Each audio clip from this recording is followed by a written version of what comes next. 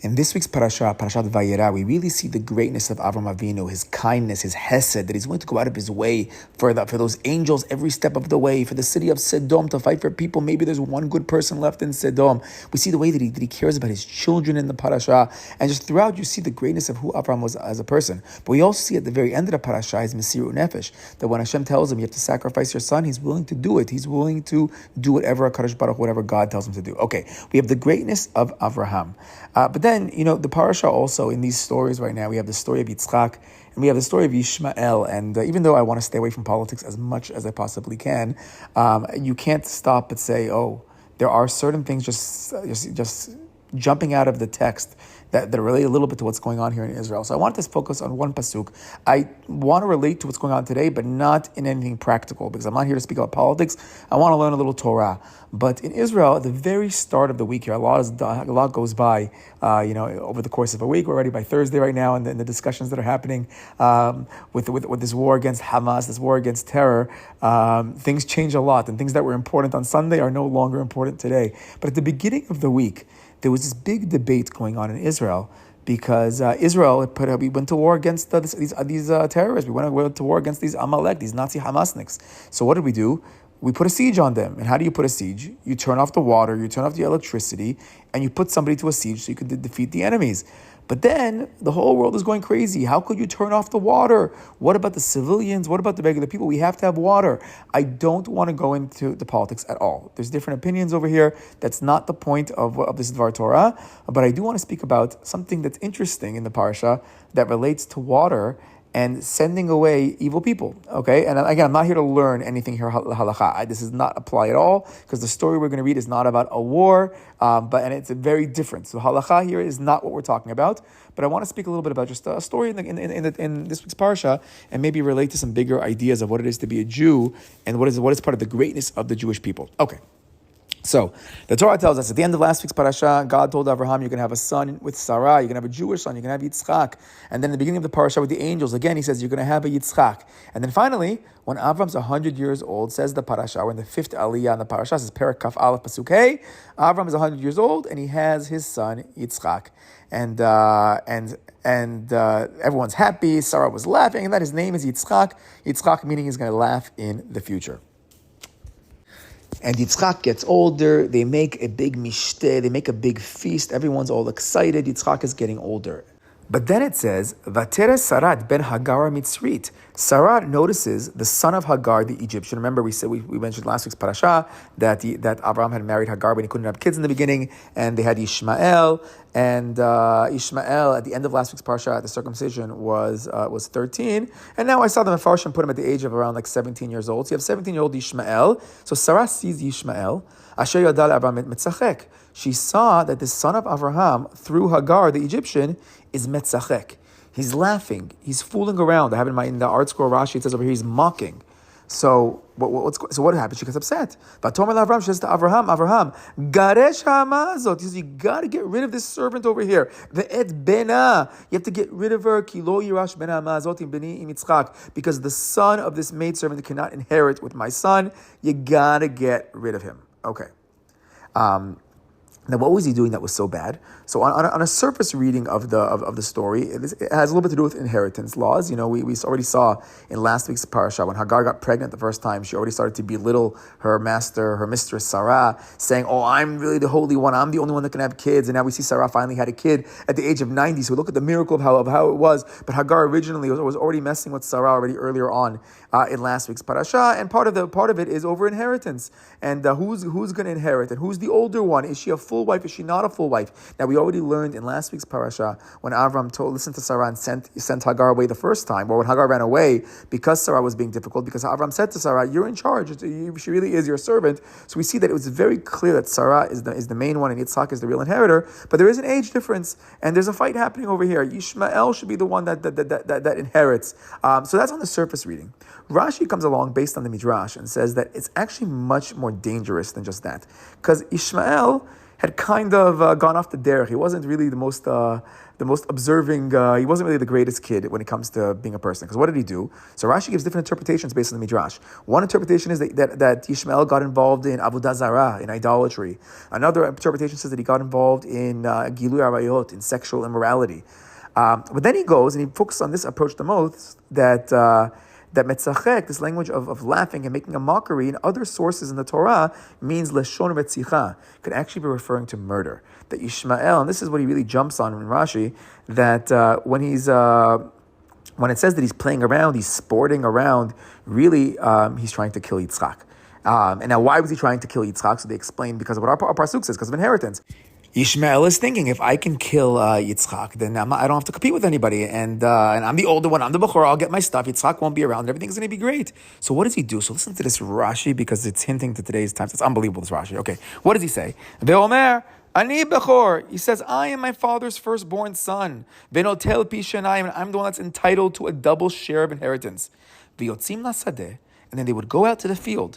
Venotel kashto. And Yishmael would take his bow and arrow. He would take the bow, v'yoreh bo chitzim, and he would start shooting arrows at Yitzchak. And he actually compares this, he quotes a pasuk in Mishle that says over there, kemit lahaleha, that the person is tiring himself out, hayoreh zikim, with the person who's shooting out fireballs, arrows, and death. So what a pasuk over there, that, here we have Yishmael shooting out arrows, but the pasuk in Mishle is talking about shooting out fireballs, shooting out rockets, trying to kill, shooting out death, trying to kill Yitzchak. The Amar, but then he says, no, I'm just jesting around, I'm playing around, I'm not really trying to kill, I'm just shooting around some arrows, I'm not dangerous. What I'm shooting is not these fireballs, these rockets, they don't really kill people. No, it's not a dangerous thing. So Yishmael over here is really trying to kill Yitzchak. And Sarah realizes this and wants to get rid of him. Now, the truth is, I actually saw that Sarah is not the only person that realizes that Yishmael can kill you with his arrows. His mother, Hagar, also realizes that. And I saw in a sefer called Amar Nakad, which is Rav Ovadia Mibartanura's Perush on the Torah, his explanation of the Torah's commentary. So he actually fast forwards just a couple of psukim. Avraham is going to send them away.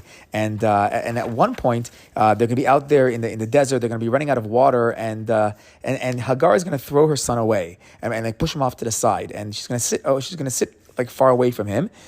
And then the psukim go on and say, "Vatelech vateshev la mineged harchek kimtahave keshet." And she sits a distance of about 2 bow shots away. So the commentators are like wondering, like, what does this mean? 2 bow shots away? Like why is she sitting away 2 arrow distances? Like, what's that all about? So I saw Vayera Bartanura actually writes, because she was worried that at this point Yishmael was getting sick, might have gotten a little crazy. She was worried that he would shoot arrows at her herself. So the mother has to be at a distance because she's worried that her son might shoot her. Okay, that's wild of Vayera Bartanura. And we actually see fast forward even some more psukim when he gets better and he becomes a big nation. And Vayihi Roveh Kashet, that he really is this archer, and this does become even part of the essence of who Yishmael is. Okay, but let's go back to what we were saying. So Sarah realizes that he's really dangerous. So she tells Avraham, like, you got to get rid of her, garesh, which means really drive her out. It's like, garesh, gerushin is like divorce. Like, really, you got to separate from him. This is not like small things happening now. It's much stronger than a language of shalach, the commentators of send away. It's really, you got to divorce yourself from him. You got to get rid of him.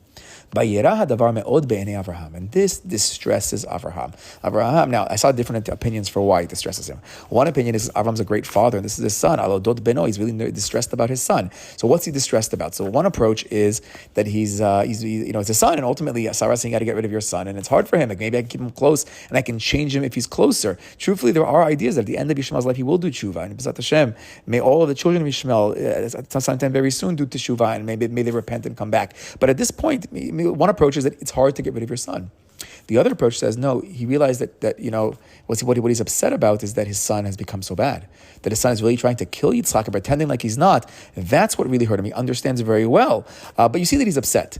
And Hashem speaks to him and he says, Avraham, Vayomer Elohim el Avraham, God tells Avraham, Al yirah beinecha. He says, don't be distressed al hanar val matecha about this youth and your servant. Kol asher tomar elecha Sarah shema bekola. Everything that Sarah tells you, you listen to her.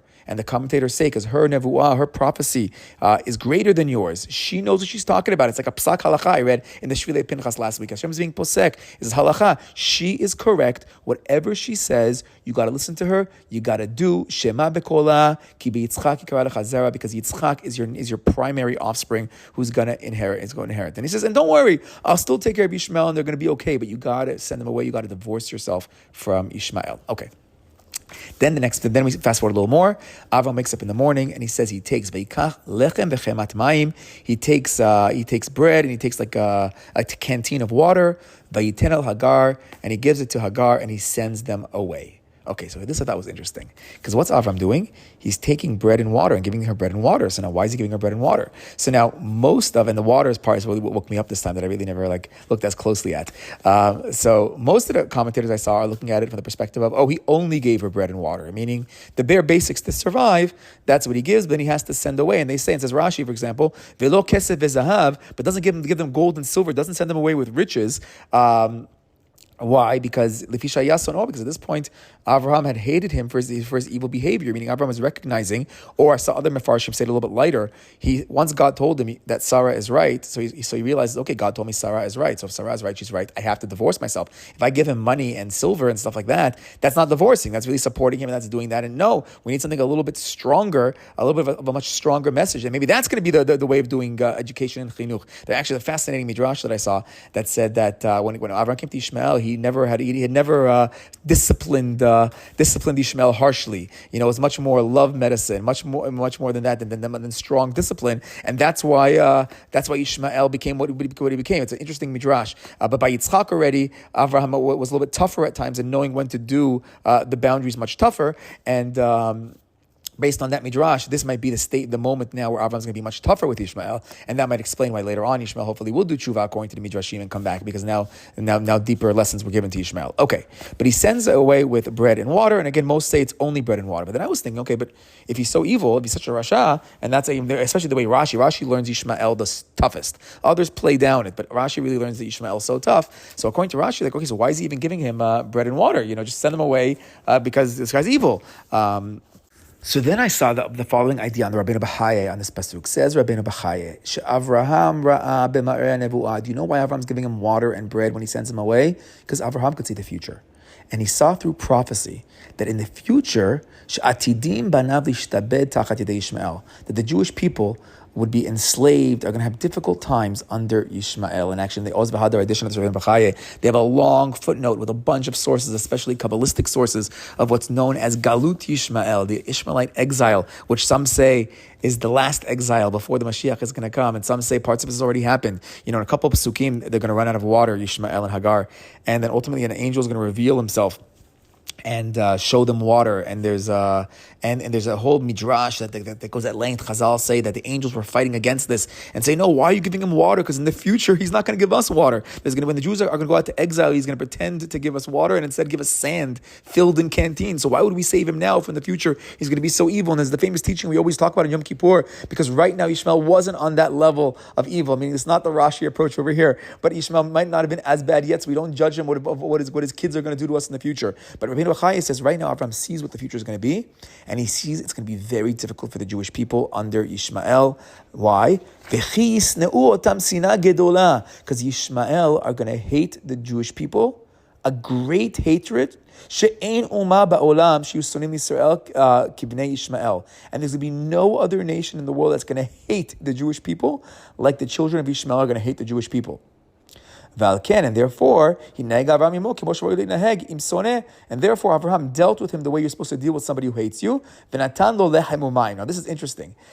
He says, how do you deal with somebody who hates you? You give them some bread and some water. Is the pasuk in Mishlei, pasuk in Proverbs that says, if the person who hates you is hungry, give him some food. Give him some bread. And if he's thirsty, give him some water. And that's the pasuk in Mishlei, and the Rabbeinu Bachaye ends over there. Now, there's different ways you can read this. One way of reading this is that, okay, but maybe still trying to help as much as you possibly can, and maybe that will change the person who is evil. If you continue reading the pasuk over there, it says, and if you help that person, then maybe God will help you. So then I saw there's a nice footnote over here in the Oz V'Hadar. So the Oz V'Hadar, it quotes the Maharal. So how does the Maharal learn this pasuk? Like, oh, the evil person, feed him, even though he hates you, he's your sonacha. The guy who hates you, he's your soneh. You should still feed him if he's starving. Still give him water if he's thirsty. So says the Maharal, because by doing good to the one who hates you, he's going to fall to your hand, meaning you're going to win in that war ultimately. And he continues and he says, Shekol mushpa masur b'yedei mashpia alav. He says, anybody that's going to be affected by your help is going to fall to your hand when you do it. So it's interesting, the Maharal. So some have learned it in questions about humanity, how far we have to go, what do we do with our enemies, what kind of enemies. But here the Maharal is saying it's actually a tactic that's going to work militarily as well, that ultimately when you help the enemy, for this humanitarian kind of way, ultimately they're going to fall to your hand just because of that. And which leads us to a bigger question about ethics. And maybe I'll send over another quick recording based on an idea Rabbi Khan sent out this year, which might relate to this. But just bigger picture, we see the story of Yishmael, water being given to Yishmael, and whether it's right, whether it's not right, whether we should be, whether we shouldn't be, ultimately, once it's already done and the water is given, it should be a zechut for us to win. Shabbat shalom.